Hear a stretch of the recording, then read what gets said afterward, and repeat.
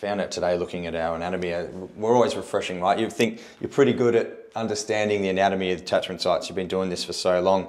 But I figured out that the pecs actually insert into the obliques, which is something that I didn't even know until just 20 minutes ago. So it's always good to do these videos because not only does it refresh your anatomy, it also, yeah, you learn some things as well. So you guys are learning, I'm learning, it's all part of it.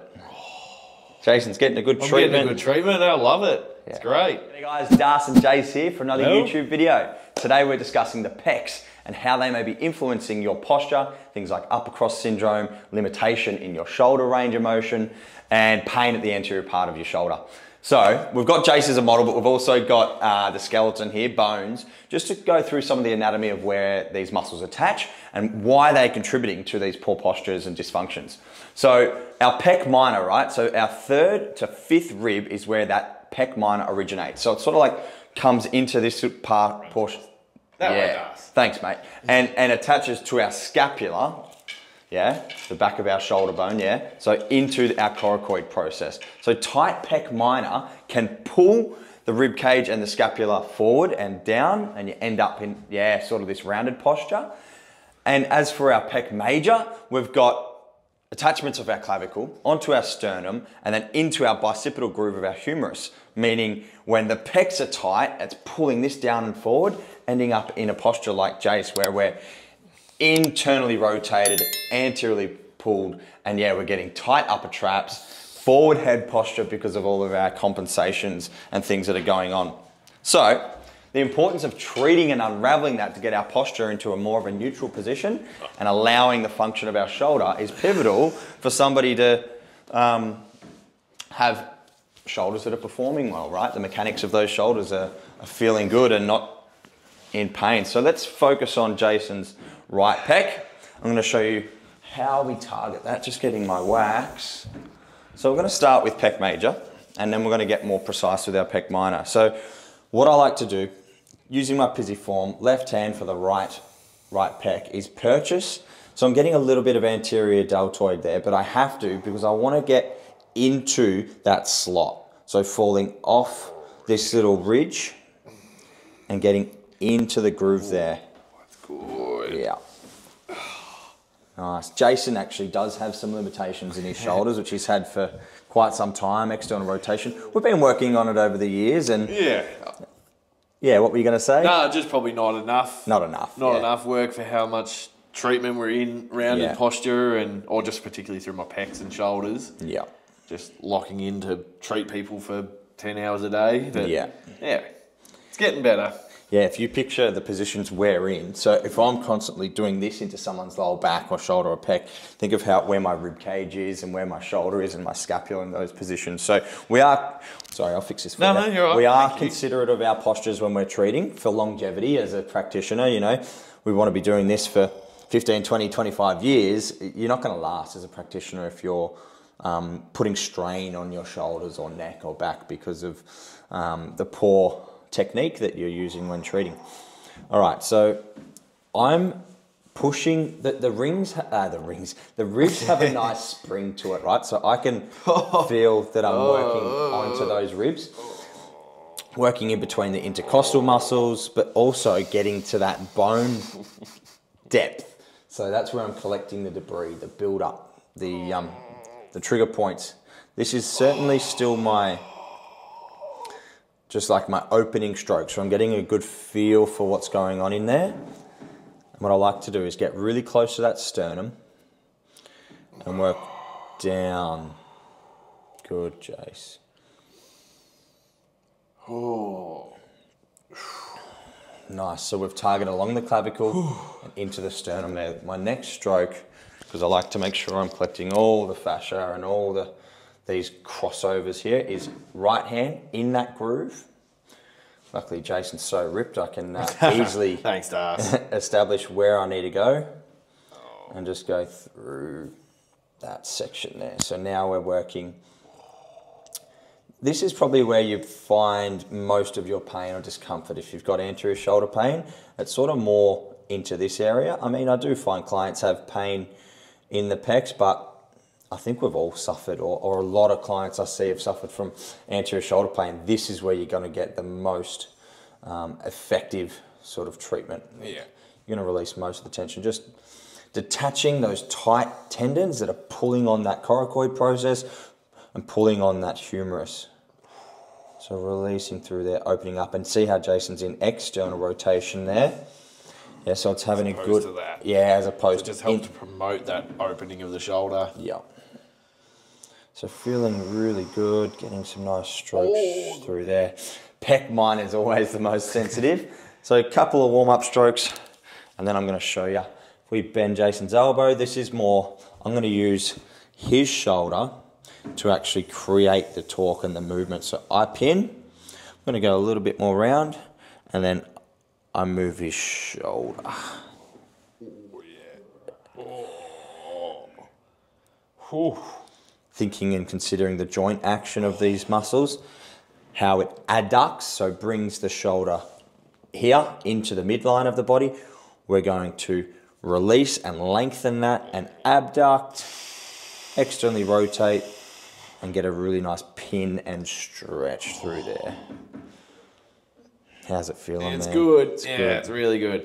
It's opening the shoulder up, which is what I need. Yeah. So yeah, we're collecting like a little bit more down into that humerus, getting a little bit of deltoid, a little bit of bicep.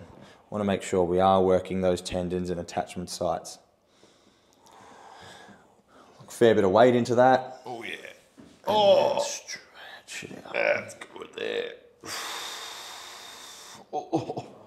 Nice. How good's that look? Oh, feels good. So those that don't understand what upper cross syndrome, similar to lower cross syndrome, right? It's muscle imbalances. So we're thinking of what muscles are short and tight, pulling our postures into upper cross. So it's rounding of the shoulders, forward head posture, kyphosis of the upper back, so extra rounding of the thoracic spine. Pecs are usually the major contributor to that syndrome, so to that posture. So that's why we spend a thorough amount of time releasing it so that you're sitting more neutral, right?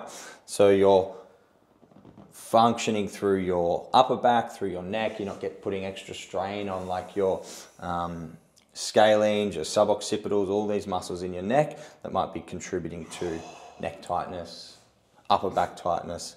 So we release one area that's probably dominating the tug of war, right?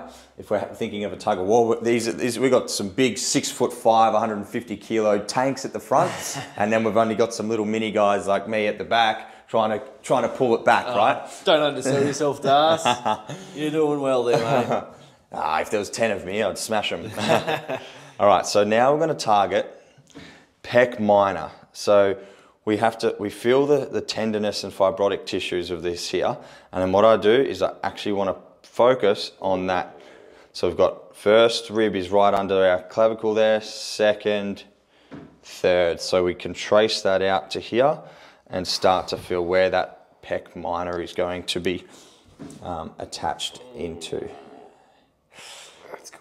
That's good. So it's more of a pin. This is definitely a sensitive area. You might get referral pain.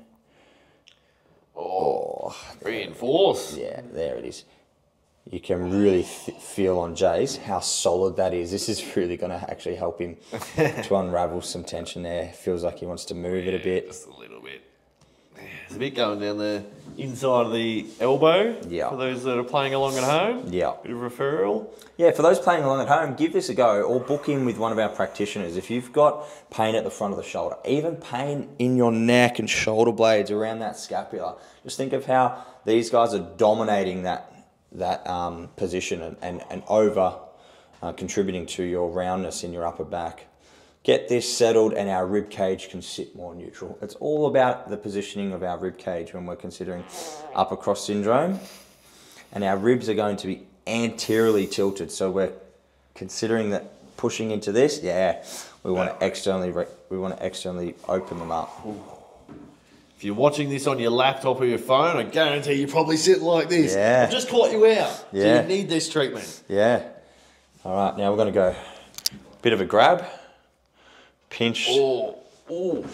Yeah, so if you can see that pinch. The old pincer.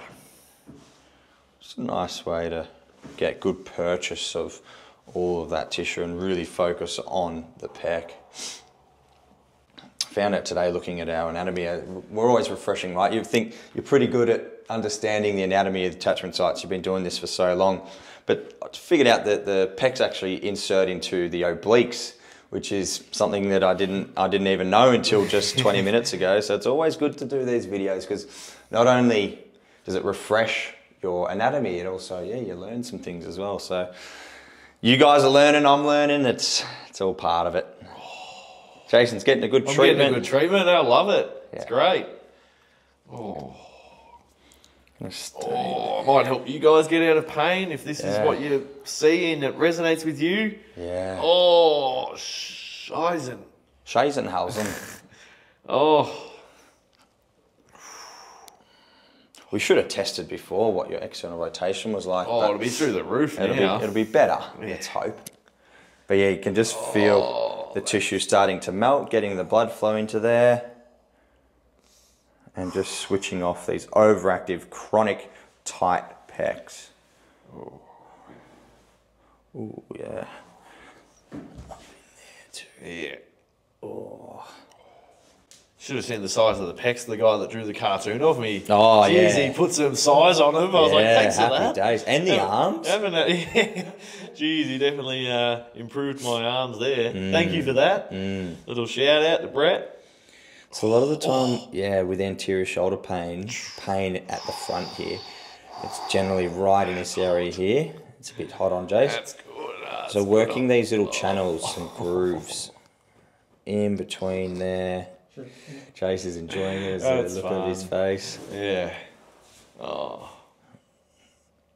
And yeah, pec major inserts into the humerus at this position here. So really working that out as well. Oh. So showcasing some different strokes.